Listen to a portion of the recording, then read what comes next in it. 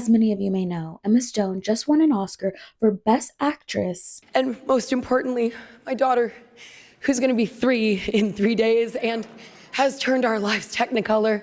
I love you bigger than the whole sky, my girl. For her role as Bella Baxter in Poor Things. I finally decided to see what all the hype was about, and holy shit.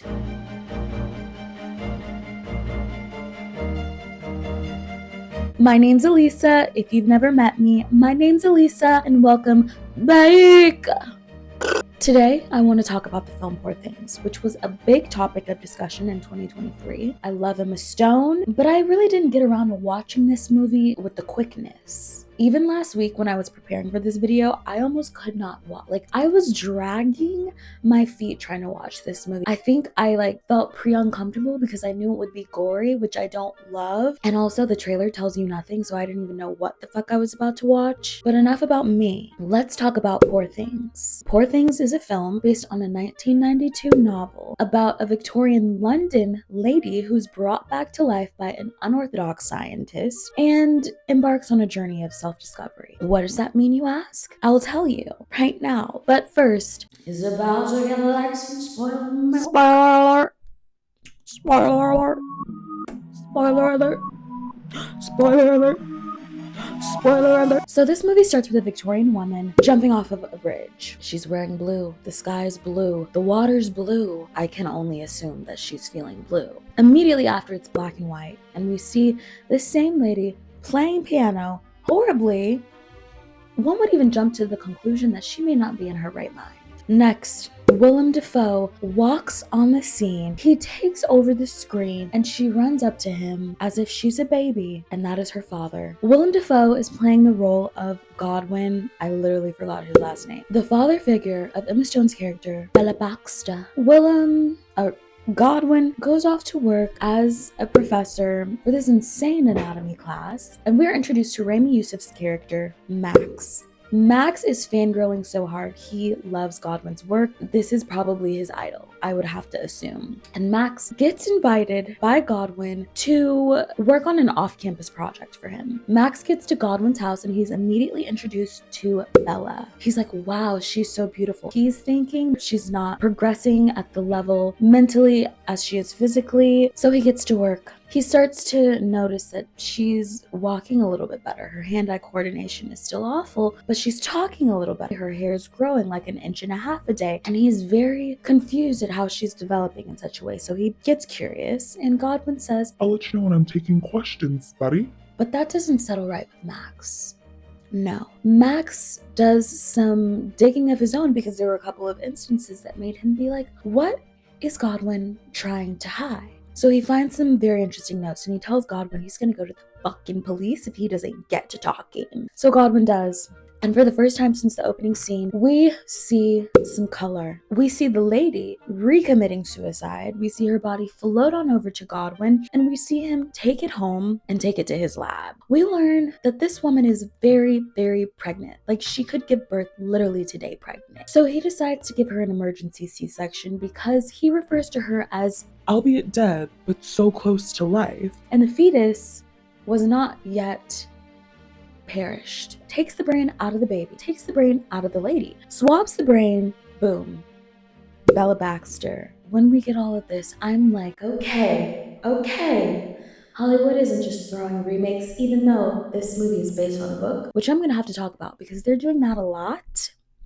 I'm not mad at it, but they are. I just wanted to preface all of that for you guys, but now we're getting into what the video is really about, and it's about all of the themes in Poor Things. Theme number 1, freedom and lack thereof. Since Bella is living with Godwin, we see the film in black and white. Basically, she's refined to this property. She's very just hidden from the world, but she doesn't really like that. Now, I'd assume this is for a couple of reasons. One, he's using her as an experiment. There could be many people that know her. She's not the same person that they may have known before. And on top of that, she really came for him physically and beat his ass. So he doesn't know what she's capable of, and he doesn't know where she's going to wander off to. She's a prisoner. There's another scene. This bleeds into sexuality, but I like to highlight it because I just do. She's sitting at the dining table. And Prim, the maid, walks in, Max walks in, and she's trying to show them that she's found happiness, which is by masturbating. And she's trying to, stick fruits and veggies up her vagina. And they're like, stop it, you fucking freak. But she doesn't feel like a fucking freak. She feels like, tap into this. Tap into you. Throughout the whole movie, Bella does not give a fuck. You know what I mean? So she's listening to them, but she never really doles down. And that's what I really love. On the topic of lack of freedom, to restrict her freedom again, Godwin goes to Max and he's like, Max, I know you have a thing for Bella. I see the way that you look at her. Do you love her? and he's like, I'm falling for her. Yes, I am. Which is so weird because she's obviously beautiful, but she's the mental capacity. So he's like, You can have her hand in marriage. However, you have to stay on the premise. You guys cannot leave. You guys have to be married and live here. Max loved Godwin. Max loved Bella. Poor Max. He really is an innocent bystander. But he agreed. And that brings about the lawyer, Duncan Wedderburn. Duncan is very curious about this agreement, so he goes off to see who Bella is. He's taken back by her beauty. I don't think he cares about her personality at all, but they have cute little banter. I don't even think he really understands that she's mentally young. She has the mentality of like an 8-year-old. I don't know what you're in love with, but... And honestly, I'm surprised that didn't cause more controversy. Duncan says, I want you to come to Lisbon with me. I want you to run off to Lisbon with me. Will you? So she,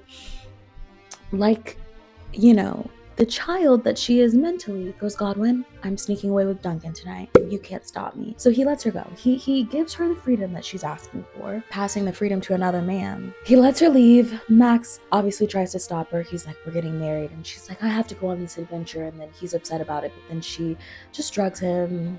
And then she leaves. For the first time since the opening scene and since where we find out where she came from, we see life in color. She's indulging in her sexuality. She's indulging in food. She's in the city. She's walking outside. She's exploring. And she feels good about it. Duncan, on the other hand, he's trying to act calm, but he doesn't like that she's doing this. So he's like, let me take you on a new adventure. He puts her in the box. I don't know how she traveled in a trunk. Duncan surprises her by putting her on a cruise. She doesn't feel like this is a surprise. She actually feels like her freedom is being stripped away again because she's confined, so she gets upset by this. She finds new friends, and her friends are realists, a little bit pessimistic, but realists. And this is kind of where we get into the theme of history doesn't repeat itself, but it rhymes.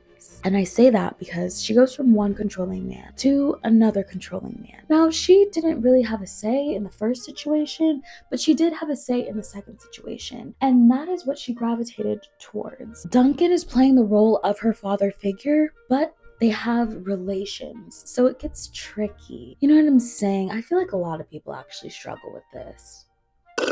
Losing your naivete. So Bella becoming more educated and meeting these new friends, she starts to see the world in a new light. Alexander specifically starts to show her the world differently. For the first time in the movie, we see Bella cry. Probably in the first time since she's reborn. She genuinely feels emotion and she feels sorrow. She understands that the world is not as privileged as her. Well, she doesn't understand why, but she sees it. She can't believe it. She's feeling awful. Contrarily to losing her naivety, she believes that she can fix it. She takes all of her and Duncan's money. She gives it to some boatmen to give to the poor. They definitely pocketed the money, and she put them in a situation where they are now boatless and homeless and stuck in Paris in the winter. Duncan is obviously fucking pissed, and she, being Dora she is, takes this as an opportunity to explore some more. That brings us to the theme of sexuality and property/ownership. So Bella decides she's going to take matters into her own hands, and she's going to get her and Duncan a hotel, and they're going to figure everything out. So she stumbles across a prostitution house looking for a hotel. She gets her first client fairly easily. She basically spends her 30 franc, which is not a lot, on food, doesn't have a place for them to stay hotel-wise, and she loses Duncan. Let me just pause and say this drink that I'm drinking.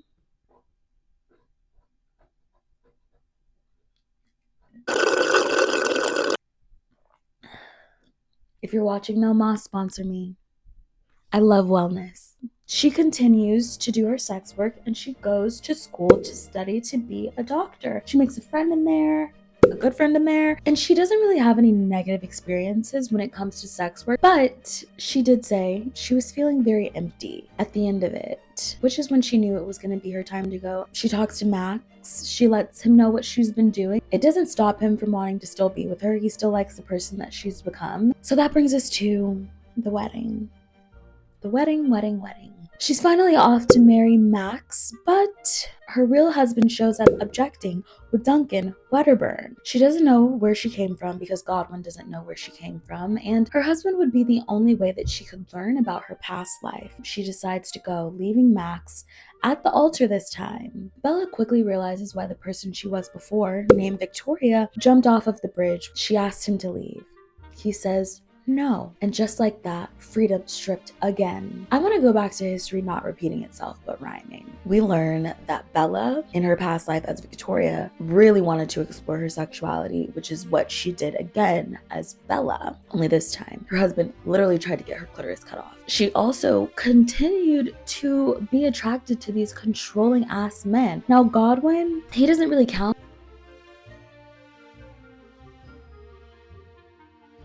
But she was attracted to Duncan, which she was attracted to her husband the first time, and then again as Bella. Something about the water was just making her feel so much sorrow, and there were so many repeated patterns. Finally, Bella learned freedom and liberation. She found her purpose in the very place that she tried to escape from initially, was the place that she went back to and felt the most at home. And that could be a couple of lessons. That could be sometimes whatever you need is right under your nose. That could be sometimes you don't even have to do all that. I really love that she ended the movie back with Max. I don't know if they were married, but they did have a good friendship. Max was the only one who was accepting of the level of exploration she was willing to go to discover herself. This one was a good watch. The rating is a 9 out of 10.